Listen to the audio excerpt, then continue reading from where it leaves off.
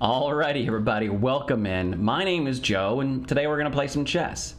Well, we're going to do some puzzles anyway. So puzzles are just a fun training tool. They get your mind in, in the mindset of playing chess, but also they can help us practice different tactics. Tactics are just a fancy way of saying looking for advantages that tip the board in our favor, right?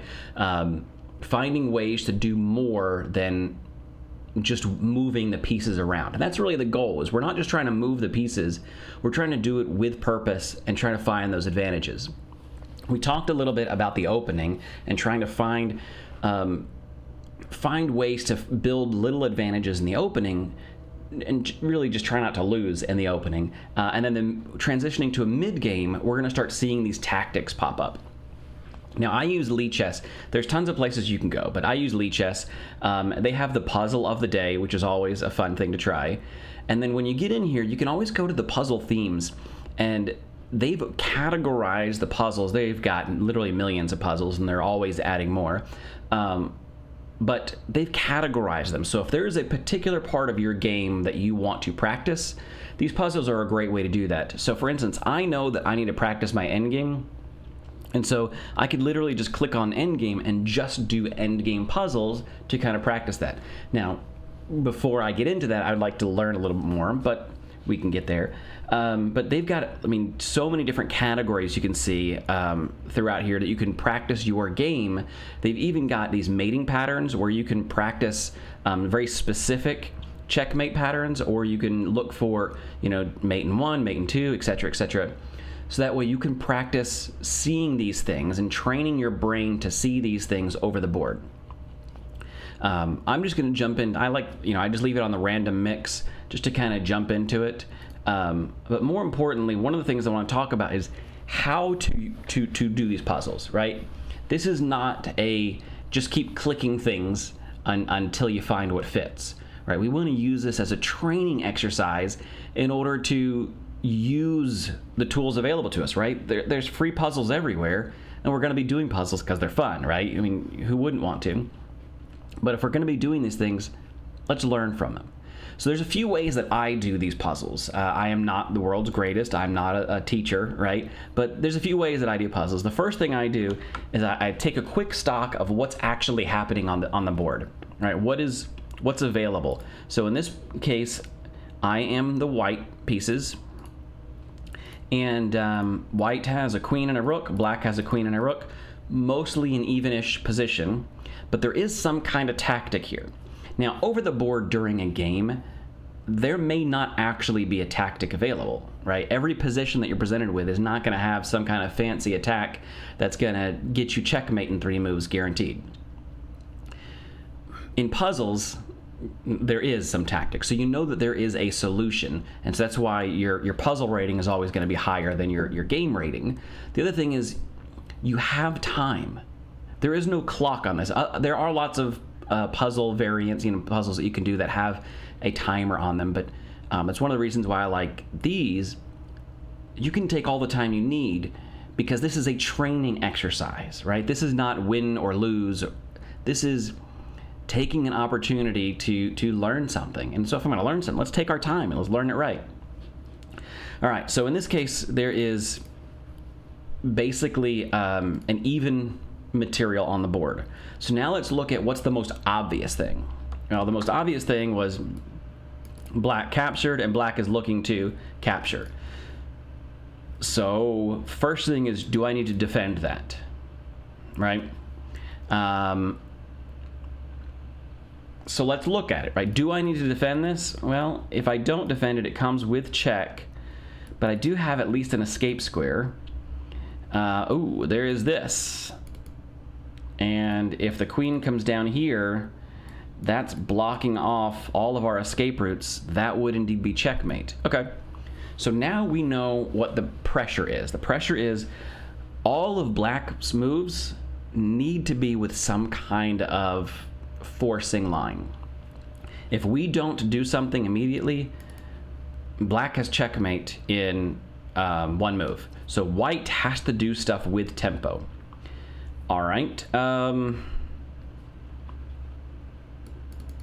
I immediately see a tactic. So here's my first thought process. My first thought process is, oh, look at that.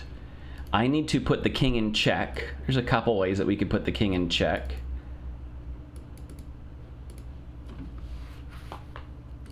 Two of these ways, I pick up a rook at the end of the day. So now we have our candidates. So what is what's our move going to be? Well, first we're going to get a list of candidate moves, and then we're going to pick the best candidate. So right now, just looking, my first instinct was this queen drop down. It's not a great candidate move, but it's on the list, right? Just defend the rook, defend checkmate. That's our first instinct. Second candidate move is going to be one of these two, because they come with check and they immediately attack this rook. Third or fourth candidate move is going to be this check. Now, it's the least strong of the checks, but maybe there's something there to it. All right, so if we look at the most forcing lines are going to be any of these that involve check, right? This defensive line, it's not forcing anything. So I'm going to explore this one first because I'm pretty sure I can count it out, because these other two look more promising to me, right? Because at the end of the day, I know I can pick up a rook. So if I check here, then black can simply block. I don't have any further attack, because then if I grab, the king just grabs back and there's no more threat. And so I'd be giving up a queen for a rook and a pawn, not worth. So yeah, we're going to throw that candidate move out.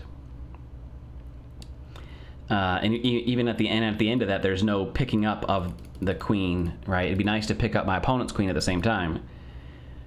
So let's look at these others. These are the two that I'm going to be looking at probably the longest, because I have a sneaking suspicion these might be my best. This defensive move is just a defensive move, and we don't really get any advantage out of it. And since I know this is a puzzle, I know that there's going to be a puzzle solution. A defensive move is usually not what we're looking for, right? So these are my two candidate moves. Now, how do we evaluate these two candidate moves? Well, the first one, we'll just run through it. Check. So now, with the king in check from this place, if my queen is sitting here, my queen is cutting off all of this, my queen is cutting off all of that, my queen is cutting off that. That leaves my opponent with, he can block with the rook, he can move the king to either one of those two places. That's assuming my queen is here. Do I have any follow-up?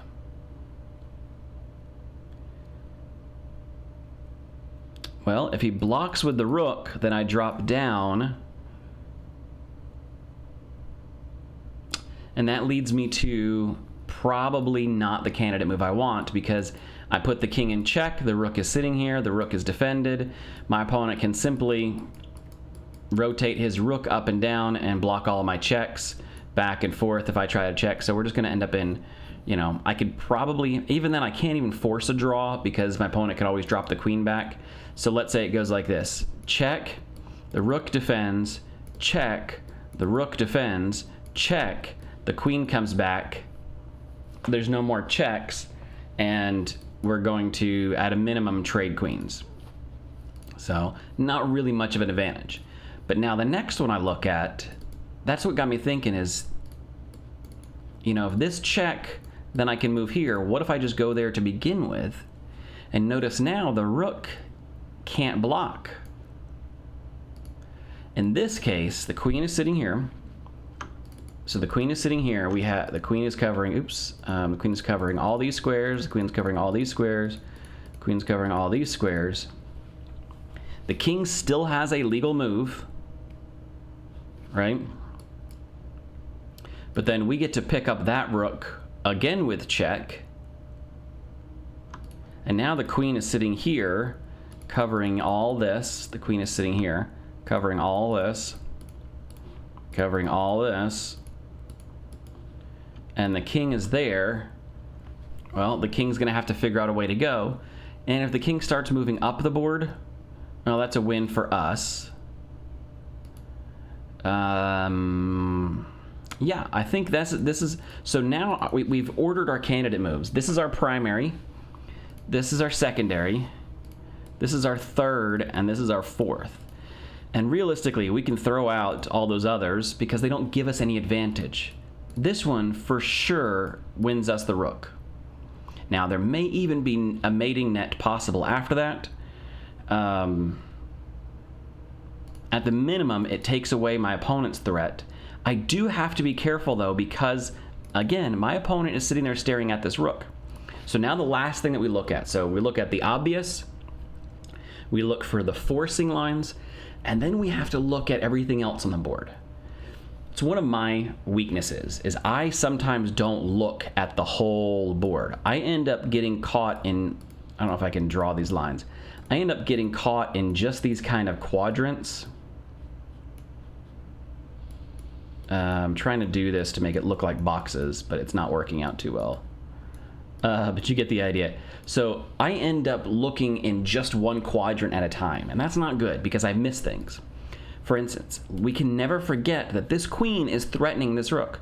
So if at the end of the day I check, my opponent moves, I pick up a rook, my opponent's king moves, and then I do nothing more, right? Whatever my next move is, if it's not really exciting, if it's not forcing, then my opponent will pick up the rook with check. So I have to make sure that I don't blunder that. So check, king moves, only legal move. It is a very forcing move, so we know what our opponent is going to do. It's the only thing they can do. Oh, that's not the only thing they can do. Forgive me. Check. The queen could block. See, there are two legal moves in this position. The queen could block. Now, if the queen blocks, we still pick up the rook. It doesn't come with check, but it also doesn't come with a threat on our rook anymore. Okay? Got to keep that in mind. So check. Queen blocks. We pick up rook. End of story. Nobody is threatening anything. And the queen from here, what threats does the queen have? Not really. Can't put my king in check anywhere. If the queen comes back down here, check. My queen is there. I could block, I could move, and I'm okay. And my rook is not under immediate attack. We should be all right. So I think that's what we're going to go with. So now we've spent, gosh, almost 10 minutes looking at this puzzle. And that's okay. We have the time. There's no rush here. We've narrowed our possibilities to one option. And now it's time to pull the trigger. Put the brakes on for just a quick second. The last thing you do before you pull the trigger is double check. Did I miss something? Is there something hiding in the wings that I forgot about? Nope. Looks good. And I know what my sequence is. This is the sequence I'm looking for. Queen here, check, pick up the rook. That's going to happen almost automatically.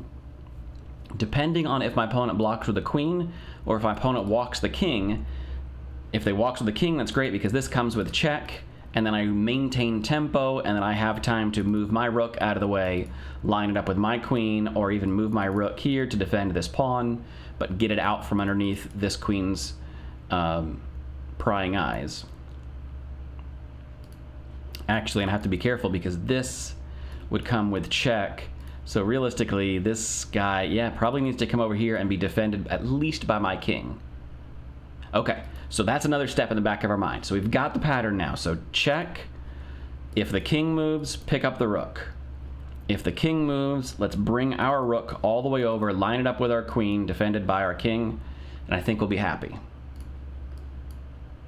Best move. And you can see it tells us down here that that was the best move. Hooray. It's not over yet. Pick it up with check.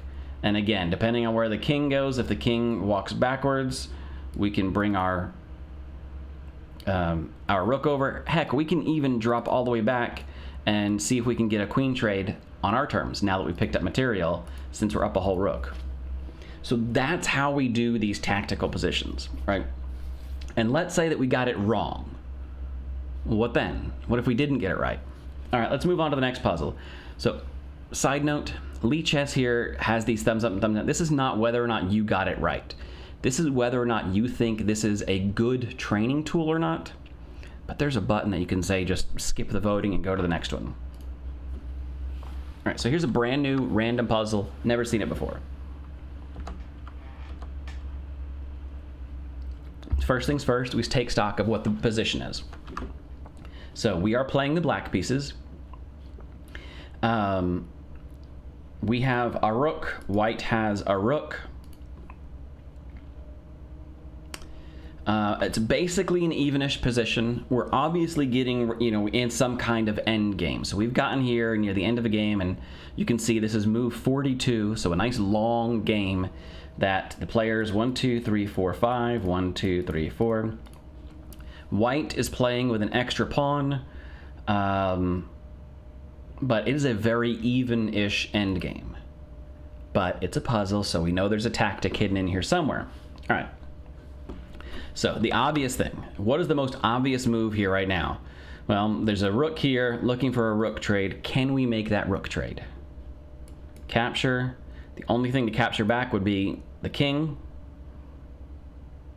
And let's say we capture here and the rook and the king chooses not to capture back. Notice this is a forcing line because it puts the king in check. The king would not be able to go to either one of these squares. The king is blocked this way, can't go this way. So the king would have to go either here or here. So if we capture here, we lose a pawn, but we've gained a whole rook. Totally worth it. But this is an undefended rook, so if we capture, our opponent could easily capture back. That's most likely, right? We capture a whole rook. A rook is too valuable to leave it alone, so most likely our opponents are going to capture back. Now what happens?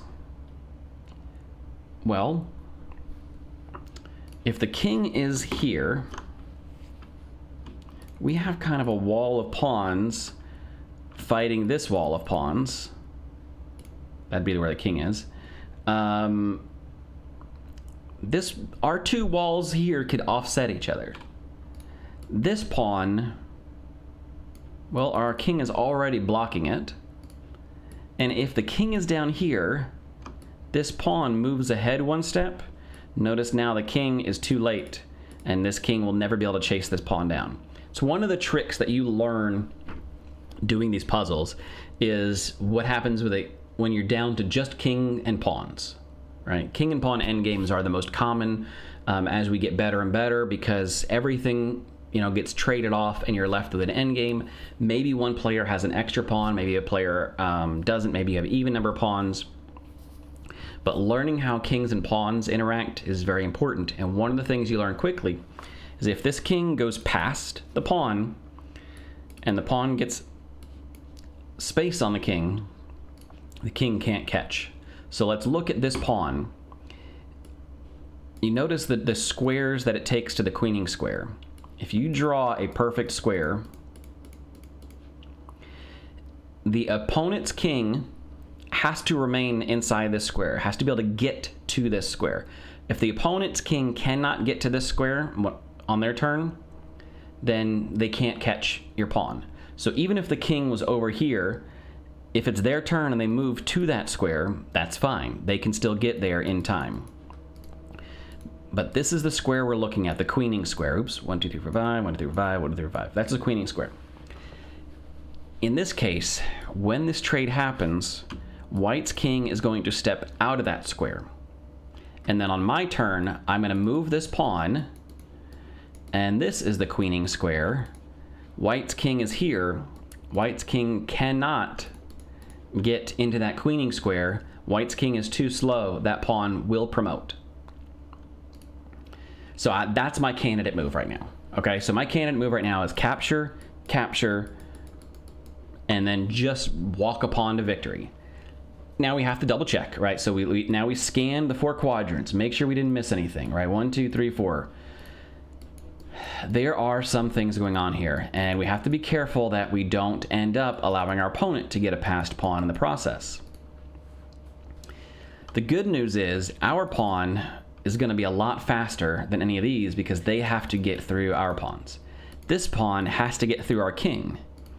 And even though White can stick their king here to defend their pawn, it's not going to matter. Our pawn will be pushed. So I've narrowed my candidates down. I've looked at the obvious. I've looked at the forcing lines, right? The obvious is to capture back.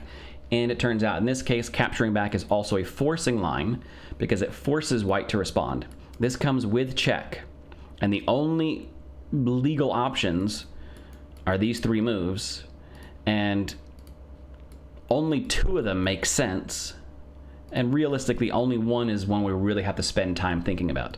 I'm not going to consider what happens if the king goes back. Not even going to look into it. Why? Because I'm up a full rook at that point in time. A flat rook. And with a flat rook and the king back here, I pretty much can do whatever I want, right? That is an overwhelming advantage. So I'm not going to look at it. If that's what my opponent chooses to do, I will reevaluate the position from that point.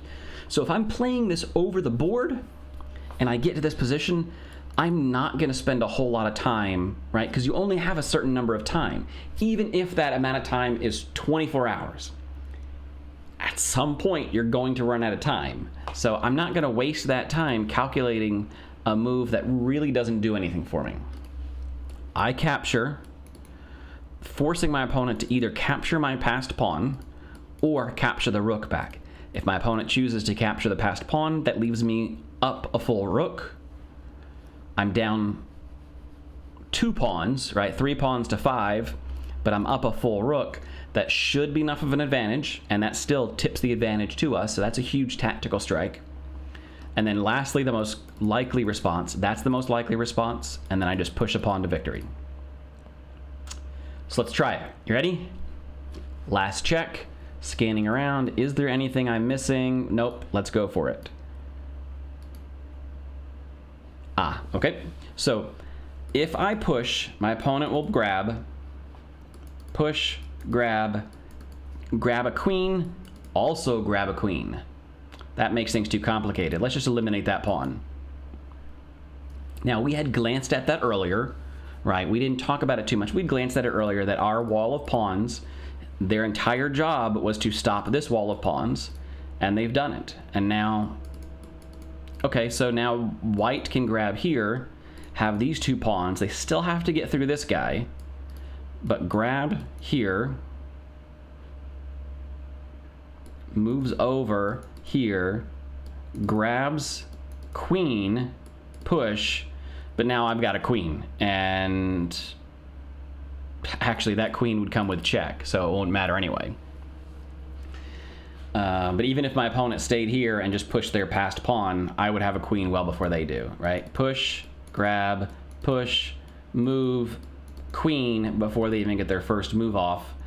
And then it's just a matter of a queen versus not a queen.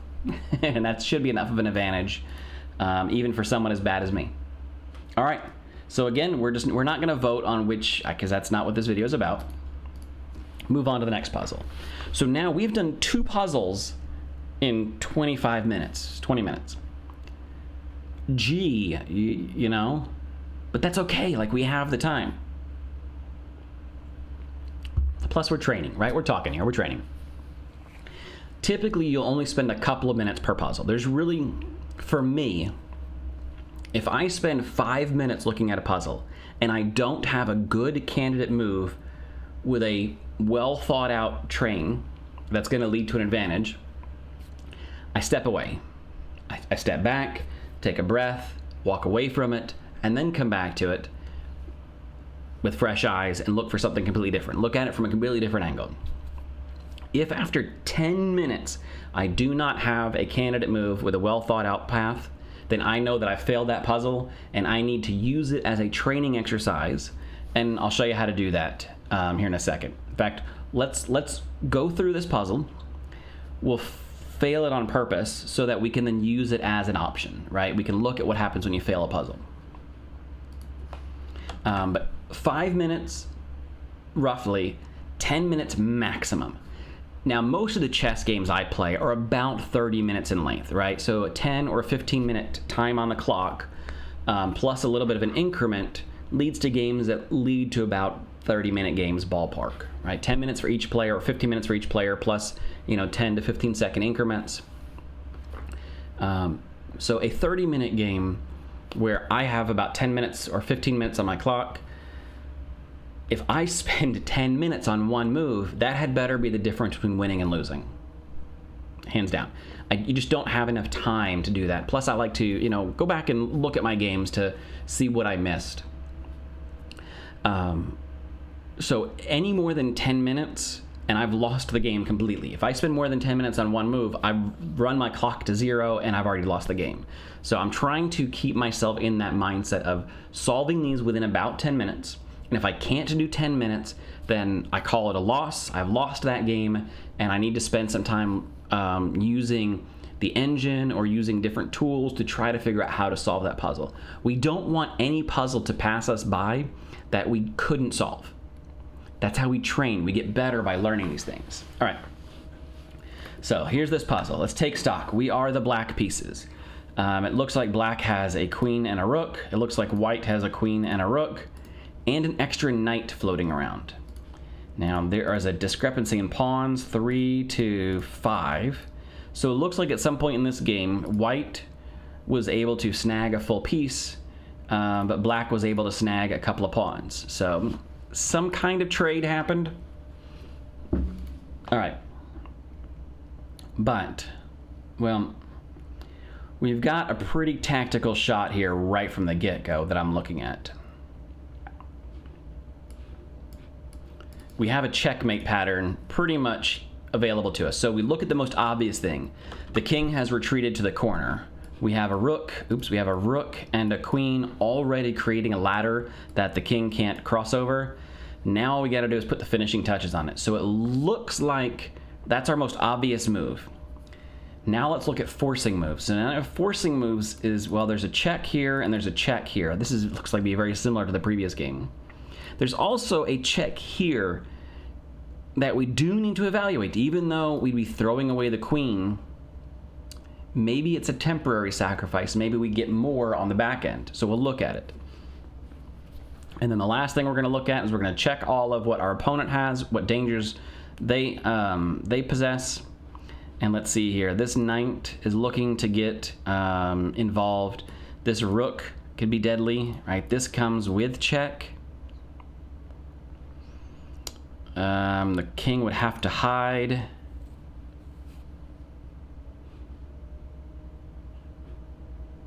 I don't see a checkmate on the board for white yet either, so I think we're okay. But there is some danger in this position. So we always have to keep that in mind, that white does have this check. All right. So our first obvious thing, let's go back to that. We've got a check here. It wins us a pawn.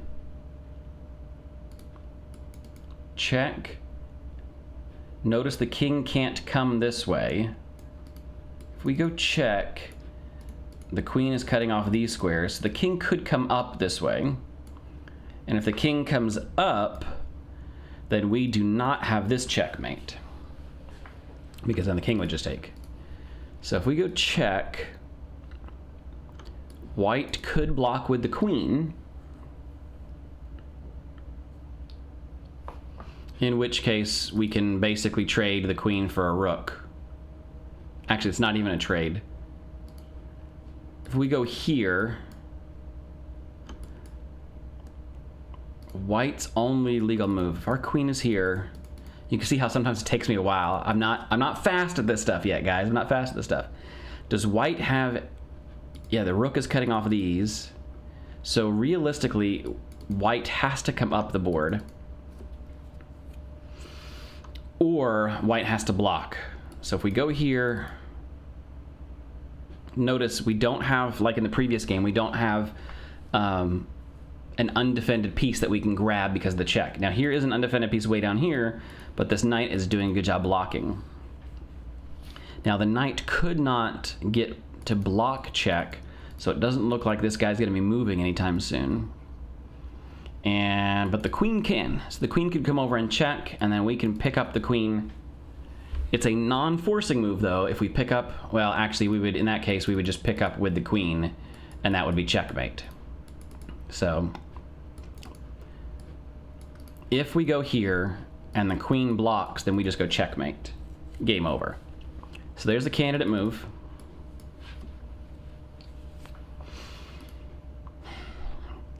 here, the king comes up the board. Notice we no longer have any good checks. We could just rotate back and forth. We don't have this. But we do have, nope, we don't have this because the knight covers that, the G3 square. So if the king comes up, we don't have this. We don't have this. Right, we're here, the king comes up. We don't have this, we have to go right back, and then we can end up in a draw by repetition by going back and forth.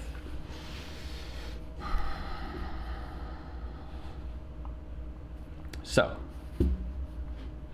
queen up, king up.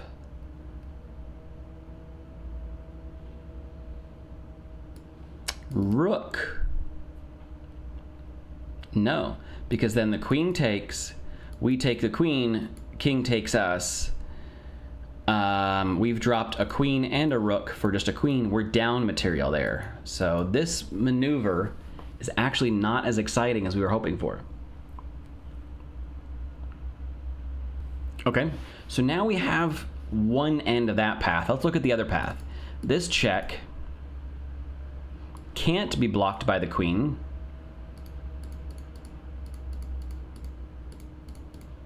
This is even more forcing.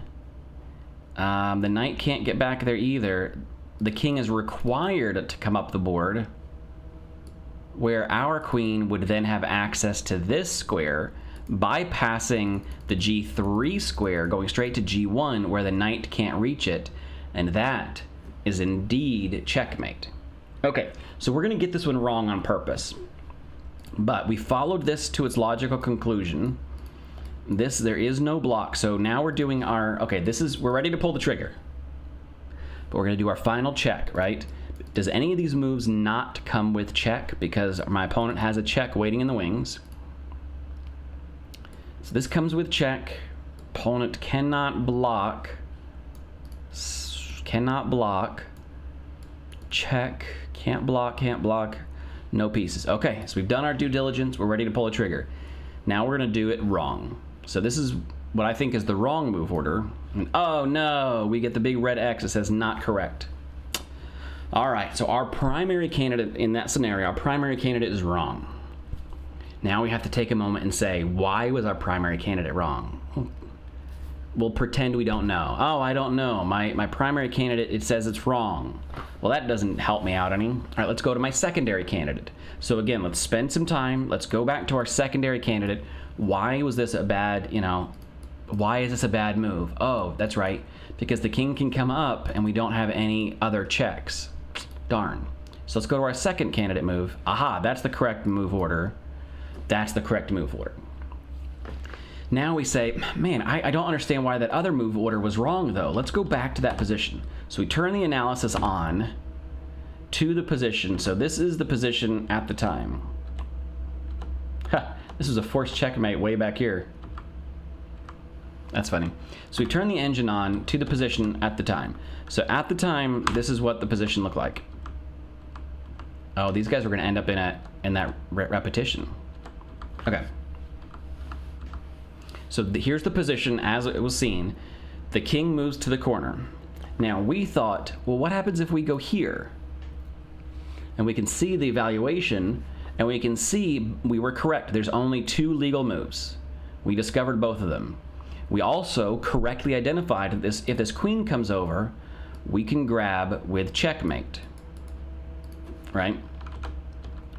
But we're like, but what happens here, right? This is good, right? We in our mind or whatever, we're looking at it, and you can see, oh, here is 3 different moves that, white has this one move they can make, and then you can see all the other moves that black can make. The engine says 0, and you think, well, okay, that's just the engine. What does the engine know anyway? But now I can make these moves. Well, what about that? Oh, I didn't see that. Oh man, the knight comes over and oh man, now we've done it. Or, oh, what's wrong about going back? Oh, well, then we end up in this and it's a draw by repetition. Okay, so let's back up. So here we are in the position over the board.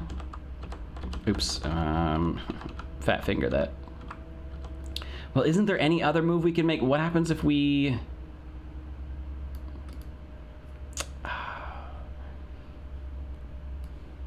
sacrifice, for instance. Boom. Oh no, we run out. So you can play with this with the engine. I'm kind of getting lost in my own little game here. But the idea here is that you can, after you complete a puzzle, whether it's right or wrong, you can always go back with the engine, turn the engine on, give it some depth so that it goes out and finds tons and tons of variations. And then you can play with it and say, okay, why didn't this work? Right? Why didn't this work? Or what, is there something I was missing that, oh, for some reason I thought the queen could block, or I was thinking that the knight could get here, or whatever the case may be, and you look at it and go, oh, there's really only one legal move from this position, from there? Oh, that's right, the queen can come over. So this is how you use puzzles to help train your brain. You can use the engine in conjunction, but definitely try to do these puzzles on your own first, right? Let's start a fresh one. Go to the next one. You get a fresh puzzle and you just kind of look at it. Look for what's the most obvious, right? So black made a move here, so that means we are white and we are going up the board this way. What is the material? White has one bishop, black has two. Oh no. The immediate threat is this pawn here. Okay, so it's covered. So what's the most obvious? The most obvious is responding to what black is doing. Then it's to start looking for some kind of advantage, right? Some kind of forcing line that narrows the possibilities. There's too many possibilities for you to try to think of everything on your own. It's impossible. The engines from this position will run millions upon millions of variations. And you and I we can't do that. So you start looking for what's the most forcing option. In this case, I have a light square bishop. The king is on a dark square, so probably not going to be throwing any checks anytime soon.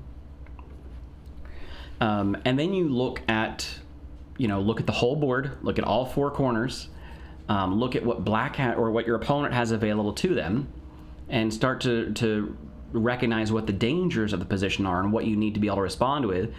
Do you have to make forcing moves, or do you have time? Are you able to make a slow move, a setup move? Or is this an urgent and you have to make every move with check or with some kind of threat to a major piece? But these kind of middle game tactics, we'll start to see them over the board better. And in our games, we're going to start to see that those tactics are going to help us pick up blunders that our opponents make. And it's not going to help us make less mistakes, but hopefully it'll help us see mistakes and then take advantage of them and shift the advantage to our side of the table. I encourage you to do this. I encourage you to go play puzzles. Do not just spam your way through, a billion puzzles, right? We've done 3 puzzles in 30 minutes, almost 40 minutes. That's okay. That's totally fine. Take your time. Figure out why it's a good thing and why it's a bad thing. And if you don't know, that's okay. Admit you don't know. Pull the thing up with the engine and start looking at what your candidates in your mind were and why they don't work, right? Oh, I had this idea, so I'm going to go back with the engine. I'm going to try that idea, and what was I missing? Oh, I was missing this. That's how I've learned that I don't see the whole board. There's so many times on these tactics and puzzles that I'll be focusing on, just one half of the board and not realize there's something over here, just completely blind to it, that there was something on that side of the board that would have completely changed the way I viewed the thing. And by doing puzzles, I've learned that, and it's helped me to start intentionally looking at all 4 corners of the board to make sure that I stop missing those things over the board. All right, guys, go play some puzzles. I think you're going to like them. I think you're going to enjoy them. Give them a shot. Have some fun with it. And, sooner or later, we'll figure out some end games together, because now we've got some openings, right? We've got some beginning. We've got some middles. And then eventually we'll start learning some ends. The ends are not as sexy, right? They're not as fun, right? The games that you play to learn end games are a lot more subtle. And I'm not good with subtle. I'll be honest with you. My end games suck, and that's because I don't understand subtleties and I miss things too easily. But that's part of the game. In fact, the end games are where games are won or lost, right? As we get better and our end games are more even, right? We're not dropping massive pieces. Our opponents aren't dropping massive pieces, and we're getting to end games that are more balanced. Then those subtleties become huge advantages one way or the other. So that's where the games are won or lost. I'm not there yet, but our openings are getting better, and doing these middle games these mid-game tactics, our middle games are getting better, and you can too, and that's the beauty of it. So go out, do some puzzles, and I'll catch you guys next time. Thanks.